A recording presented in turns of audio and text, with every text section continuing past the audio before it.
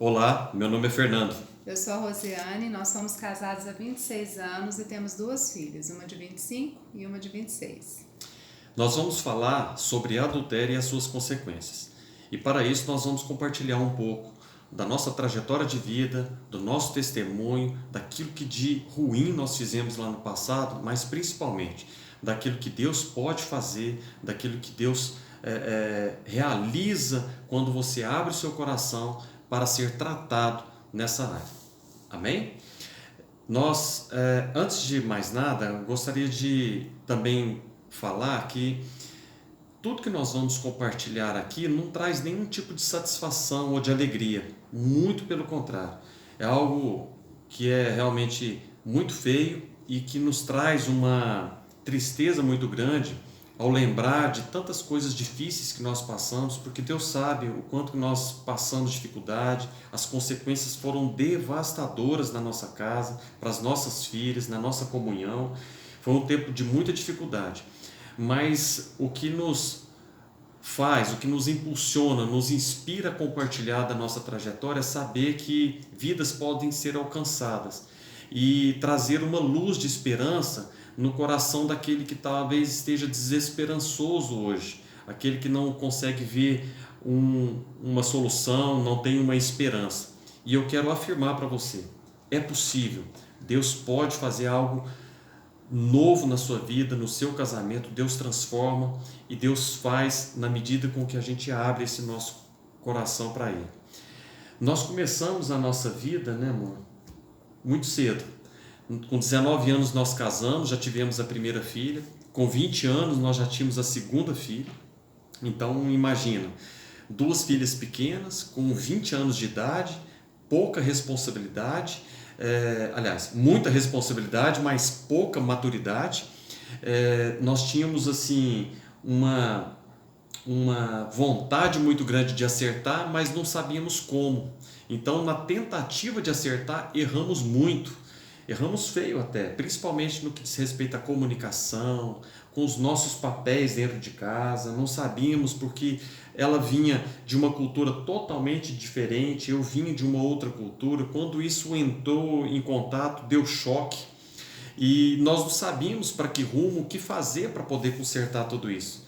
Até que 4 anos depois de casados, nós encontramos um grupo de casais que estavam fazendo um curso e falamos, olha, vamos lá, vamos ver o que isso pode fazer na nossa vida de diferente, porque tem coisas que a gente pode realmente ajustar. E fizemos esse curso. Teve uma ocasião, acho que foi na 7ª ou 8ª semana, que foi na nossa casa, em que logo quando todo mundo saiu, nós resolvemos pela primeira vez aplicar o curso, aquilo que a gente estava aprendendo dentro do curso. Então nós fomos orar juntos, nós ajoelhamos e começamos a orar, pedir a Deus que pudesse abençoar o nosso casamento, agradecer porque nós estávamos tendo uma oportunidade, um privilégio de aprender de Deus mais, mas algo extraordinário aconteceu. Eu comecei, dentro da oração, a perceber que algo queimava dentro do meu peito, algo muito extraordinário, não sei nem explicar direito, mas eu comecei, na oração, a confessar para minha esposa que eu tinha cometido um adultério contra ela. E nesse exato momento eu chorava muito porque eu não sabia o porquê que eu estava falando aquilo, mas trouxe um alívio tão grande dentro do meu coração porque eu convivia com aquela culpa, com aquele peso, né, dentro do meu coração. E na medida com que eu compartilhava com ela, eu falei assim, agora eu não sei o que mais vai acontecer, porque eu estou compartilhando algo muito doído e muito triste que eu fiz contra ela.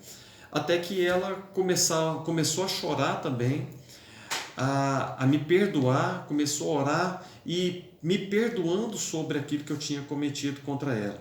Foi algo extraordinário. Nós nos abraçamos, nós renovamos os nossos votos de aliança naquele dia, porque entendíamos que algo novo estava realmente acontecendo. Eu também não sei o que aconteceu no coração dela, porque ela conseguiu de alguma maneira extraordinária a liberar o perdão para mim. E passamos aquela noite de uma maneira extraordinária. Mas é lógico que teve uma consequência. O processo foi muito doloroso, porque no dia seguinte veio todos os sentimentos dentro do coração da minha esposa, dentro do meu. Começamos a conviver com algo totalmente novo, porque o que fazer? Então foi onde nós tivemos acompanhamento de um casal, acompanhamento dos nossos pastores, para que pudessem nos orientar e dar uma direção de como lidar com esses sentimentos, com essa frustração, porque nós éramos novos ainda e diante de uma complexidade muito grande, né? De um casamento que tinha sido destruído e que estava tendo que ser recomeçado. Mas esse processo, de certa forma, não foi tão demorado. Por quê? Porque logo nós fomos engajar com o trabalho e fomos envolver com as coisas de Deus e envolver com Deus. E isso trouxe uma sustentação muito grande, porque quanto mais nós nos aproximávamos de Deus, mais fácil ficava lidar com os nossos sentimentos, com a nossa alma que gritava dentro da gente, e mais fácil de conviver um com o outro, porque nós estávamos falando a mesma língua. O arrependimento veio, as ações começaram a acontecer, eu fui reconquistando o coração da minha esposa, ela foi reconquistando o meu coração, e fomos trabalhando com os casais, fomos ser líderes em treinamento, fomos envolver com essas questões acerca do casamento, e isso foi muito prazeroso. Foi um tempo maravilhoso da nossa vida em que nós crescemos muito, aprendemos um pouco a lidar com as nossas filhas, com as frustrações dela. Com toda essa situação, a nossa casa foi se reerguendo, ela foi se reconstruindo e ao mesmo tempo debaixo de um tempo maravilhoso que nós estávamos vivendo. Mas no ano de 2002 eu fui promovido. E logo quando fui promovido, fomos para o interior de São Paulo, continuamos a atuar nos ministérios de casais, naquela comunidade, fomos bem recebidos e ao mesmo tempo fomos doar aquilo que Deus tinha colocado dentro do nosso coração a respeito de casais, de casamento, e fomos envolver. Continuamos a envolver, nossa vida foi crescendo, as coisas foram acontecendo, mas paralelo a isso, a minha vida profissional também estava em ascensão.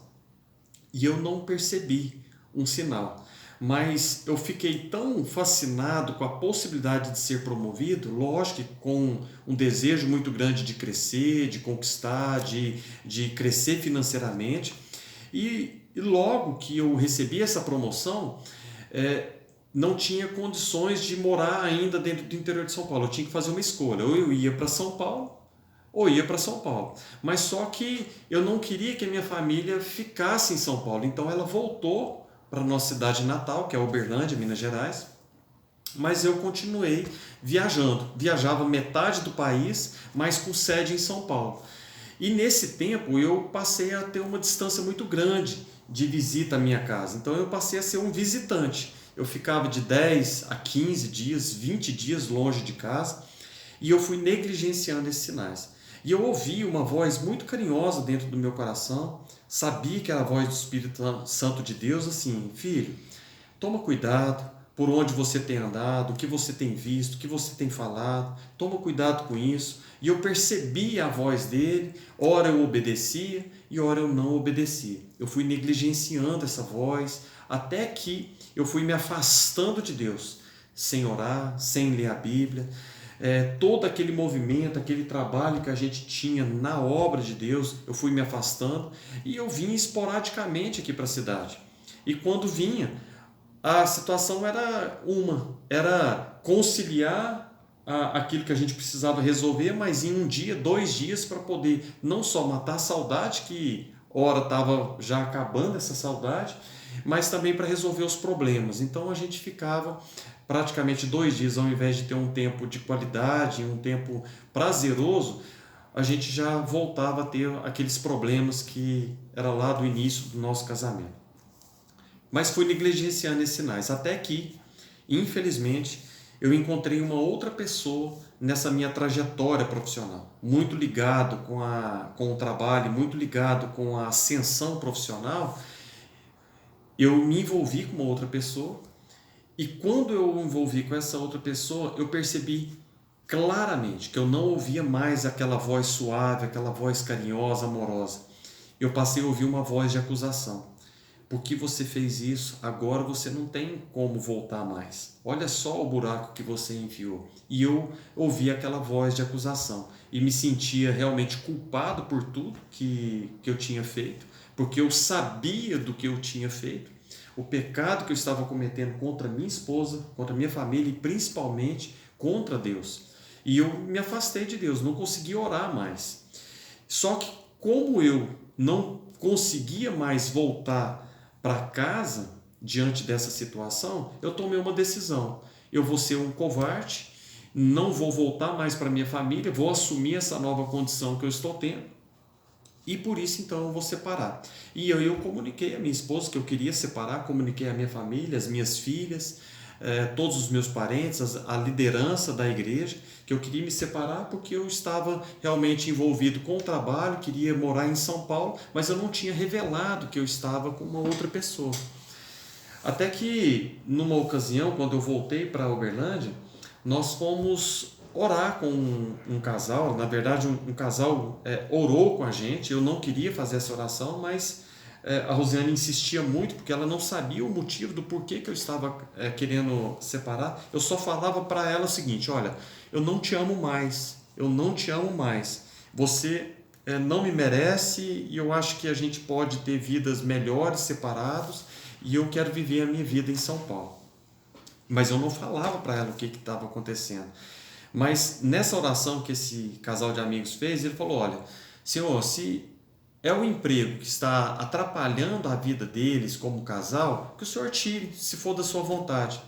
Eu tive dificuldade de falar amém, mas eu acabei falando amém. Eu concordei com essa oração. Isso foi numa terça, quarta-feira. Na segunda seguinte, eu fui desligado da empresa. E aí a casa caiu. Como? Porque eu estava querendo separar em função de algo que eu tinha cometido, eu não queria, não tinha coragem de voltar a passar por todo aquele processo de resgate da confiança, até mesmo porque eu não sabia se ela teria a coragem ou até mesmo a vontade de passar por todo o processo novamente, até mesmo se ela iria me perdoar ou não. Mas eu praticamente eu tive que voltar para a cidade, até me ajustar e entender exatamente o que eu ia fazer profissionalmente. Mas nessa volta nós conversamos e ela acabou descobrindo que eu estava envolvido com uma outra pessoa. Aí a casa realmente caiu, porque tudo aquilo que eu estava escondendo veio à luz, veio à tona, e eu não tinha mais como esconder que o que estava querendo separar era por causa de uma outra pessoa. E aí começamos todo um processo, né? Um processo muito difícil que eu gostaria de deixar para a Rosiane compartilhar com vocês. Isso, quando eu descobri, a primeira coisa que eu senti e que eu tive convicção foi que eu não queria mais estar com ele. Eu não queria estar casada mais, eu não queria estar com ele mais. Aí as pessoas me perguntavam: mas você não vai perdoar? Eu falava: claro, eu preciso perdoar, porque Deus me perdoou, porque se eu não perdoar é o meu relacionamento com Deus que vai ficar comprometido, e eu não quero isso, porque eu prezo pelo meu relacionamento com Deus e pela minha intimidade com Ele. E eu sei que eu preciso perdoar, e em Deus eu vou encontrar forças para perdoar. Então, tá perdoado. Era isso que eu falava: você está perdoado, não com o perdão que eu posso dar, mas com o perdão que Deus me deu. Então, em nome de Jesus, você está perdoado. Mas eu não quero mais continuar num relacionamento, porque já tinha acontecido uma vez, a gente já tinha passado por um processo, e quando ele entrou, né, nesse outro relacionamento, quando ele me traiu, a sensação que eu tinha é que ele estava fazendo a escolha dele, que realmente ele não me queria mais, não queria mais continuar com o relacionamento. Então ele já tinha feito a escolha, e era isso que eu tinha em mente: não quero mais continuar com ele. Foi muito triste, porque eu sou filha de pais separados, e quando eu olhava para as nossas filhas, eu via o sofrimento delas, a angústia delas, a tristeza, na época com 12, 13 anos. Então, o que elas faziam? Elas iam para o quarto e oravam. Elas oravam, pediam para Deus para restaurar o casamento dos pais, para trazer o pai de volta. Era isso que elas faziam. Mas foi duro tomar a decisão, mas eu me decidi que ia ser dessa forma. Como já estava tudo à luz, como o Fernando já tinha compartilhado, já tinha, né, a casa tinha caído, então ele começou a querer voltar e ter um relacionamento e ter uma restauração, mas eu estava irredutível. Eu falava, não, você caiu porque você está preocupando com o relacionamento comigo, não precisa preocupar. Você precisa preocupar com o seu relacionamento com Deus, é isso que é mais importante.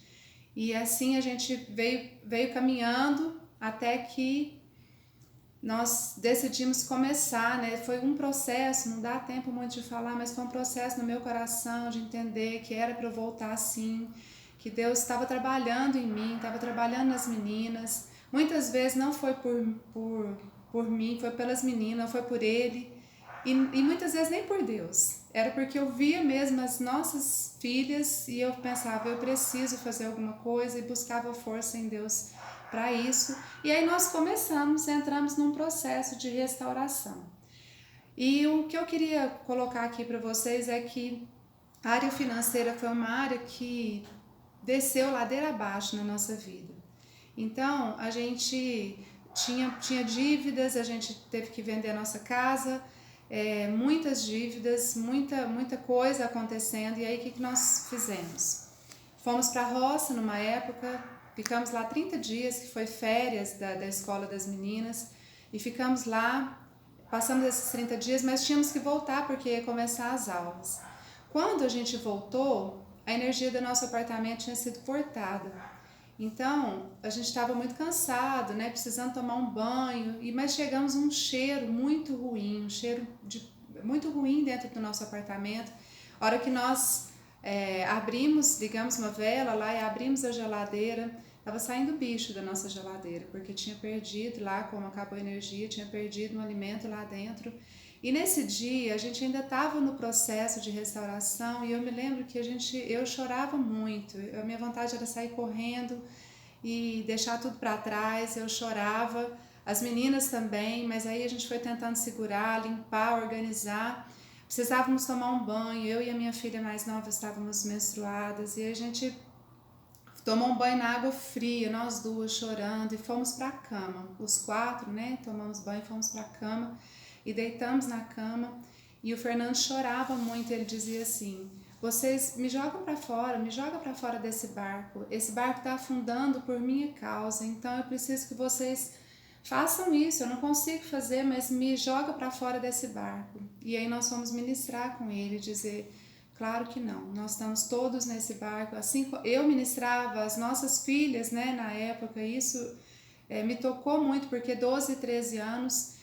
E ministrando na vida do pai, não é assim, nós estamos juntos. Deus vai nos tirar desse buraco que nós estamos, dessa luta, dessa dificuldade. Deus vai nos tirar de lá com a mão forte e nós vamos sair disso. E é isso que ficou marcado, né? Uma das situações, são muitas, mas que ficou muito marcado para nós, essa questão aí desse dia que eu creio que foi o fundo do fundo que nós chegamos. Mas depois disso, Deus foi trazendo restauração, curando o meu coração, curando o dele, restaurando a confiança. E hoje eu quero falar só um pouquinho de como está hoje. Hoje nós temos a nossa filha mais nova casada, então temos só uma filha solteira em casa e nós estamos nos redescobrindo, né? Como é bom estar junto, como é bom fazer as coisas junto, como é bom a gente chegar em casa e ter paz, ter alegria, olhar um para o outro, reconhecer um ao outro, curtir a nossa vida juntos, né? E tem sido muito bom e eu vejo a mão de Deus em tudo isso. É verdade. Só para deixar uma mensagem para vocês, né? Logo quando nós compartilhamos, né, vivemos esse novo processo, eu perguntava muito a Deus por que eu caí de novo, o porquê que eu entrei nisso de novo, por que eu fiz essa escolha, porque era um arrependimento tão grande que entrou dentro do meu coração. No início foi um constrangimento, mas logo depois o Espírito Santo de Deus trouxe esse arrependimento ao meu coração e me constrangia, me entristecia, porque chegava a doer de tamanho arrependimento de tudo aquilo que eu tinha cometido contra a minha casa, contra a minha família e em especial com Deus. E eu perguntava, Senhor, mas por que que eu cometi isso de novo? E aí, meditando na palavra do Senhor, ele me levou lá em 1 Tessalonicenses 5:19, em que o apóstolo Paulo fala com uma orientação à igreja, falando o seguinte, que não apagueis o espírito. E eu fui muito ministrado nisso, porque o Senhor falava o seguinte para mim, filho, quando você me aceitou como Senhor e Salvador da sua vida, eu entrei dentro de você e eu fiz morada, porque eu prometi que eu enviaria o Consolador e ele habitaria dentro de você. Mas o fato de ele estar dentro de você, ele necessita que ele esteja aceso, com relacionamento íntimo, próximo, cuidadoso, carinhoso. E com o Espírito Santo dentro de você, você pode permitir com que o fruto do Espírito seja trabalhado. E quando você apaga o Espírito, é isso que acontece. Ele praticamente não pode fazer nada, porque você começa a tomar as decisões sem a orientação dele, sem a direção dele. E foi exatamente isso que aconteceu. Eu apaguei o Espírito Santo de Deus. Eu fui negligenciando os sinais.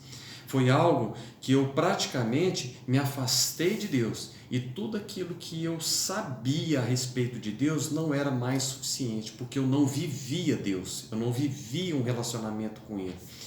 E hoje eu quero te dizer assim, que eu sempre falo para ela, não me deixe me perder a eternidade com Deus, e não me deixe perder você, porque você é a coisa mais importante que Deus me deu nessa vida.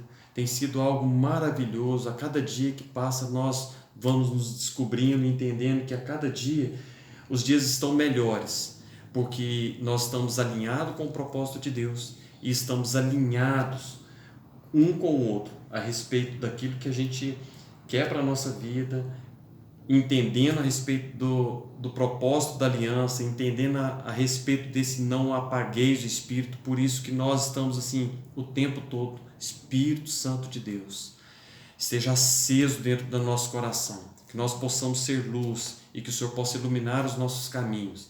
E é isso que nós desejamos para vocês, que vocês não venham apagar o Espírito Santo de Deus que está dentro do coração, que está dentro da sua vida, porque Ele que pode direcionar, é Ele que vai falar as verdades, é Ele que vai te trazer uma palavra de carinho, de exortação, é Ele que vai te conduzir em todo esse processo.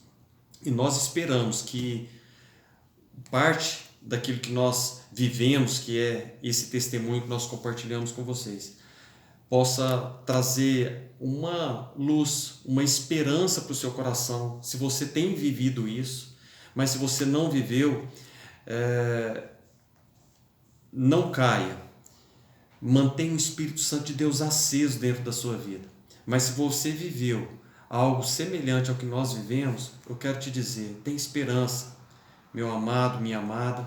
Você pode viver o melhor de Deus ainda dentro do seu casamento. Nós, depois de 26 anos de casado, nós podemos afirmar que nós temos vivido o melhor de Deus dentro do nosso casamento. Por mais difícil que foi, mas valeu a pena, porque nós atravessamos as barreiras, as dificuldades, e podemos chegar no dia de hoje falar que até aqui o Senhor nos ajudou e tem nos trazido paz, tranquilidade dentro do nosso casamento, e mais, uma maturidade que nós achamos que talvez nós não iríamos conseguir. É possível ter um relacionamento maduro, e que talvez em outras ocasiões nós podemos compartilhar com vocês como chegar nesse relacionamento maduro. Mas até aqui, muito obrigado pela sua atenção. Nós desejamos o melhor de Deus para a sua casa, para a sua família. Um beijo no seu coração. Amém. Deus abençoe. Espero que a nossa história tenha falado com você. Deus abençoe.